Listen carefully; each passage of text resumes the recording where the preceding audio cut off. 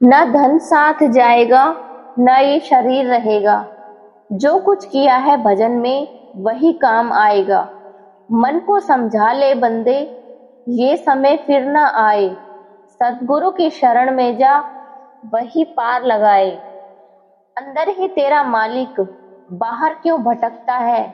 थोड़ा सा ध्यान लगा ले, द्वार खुद ही खुलता है। राधा स्वामी नाम की धारा अमृत बनकर बहती है। जो इसमें डूब गया उसकी नैया पार रहती है। राधा स्वामी सत्संग,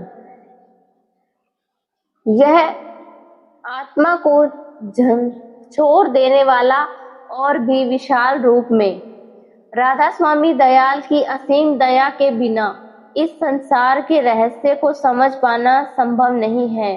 यह संसार एक गहरी नींद के समान है, जिसमें हर जीव सोया हुआ है।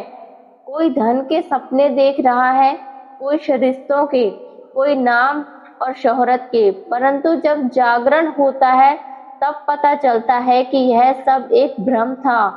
आत्मा की विस्मृति यानी कि भूल जाने की अवस्था। जब आत्मा इस संसार में आती है तो वह अपने असली स्वरूप को भूल जाती है। वह खुद को शरीर मान बैठती है। मैं यह हूँ, यह मेरा है।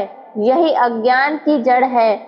इसी अज्ञान के कारण मनुष्य दुखों में फंसता है।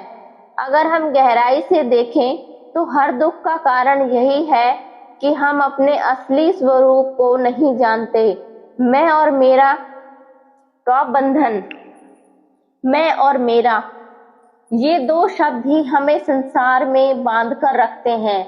मेरा घर, मेरा परिवार, मेरा पैसा, इसी में पूरा जीवन निकल जाता है। लेकिन जब अंत समय आता है तो हमें सब कुछ छोड़कर जाना पड़ता है। तब आत्मा को एहसास होता है कि जो कुछ उसने मेरा कहा था वह कभी उसका था ही नहीं। जीवन का असली उद्देश्य केवल जीना नहीं बल्कि जागना है। जागना यानी अपने असली स्वरूप को पहचानना। यह समझना कि हम शरीर नहीं बल्कि आत्मा है और हमारा संबंध उस परमात्मा से है। जब यह समझ आ जाती है तो जीवन का दृष्टिकोण बदल जाता है। फिर व्यक्ति संसार में रहते हुए भी उससे अलग रहने लगता है।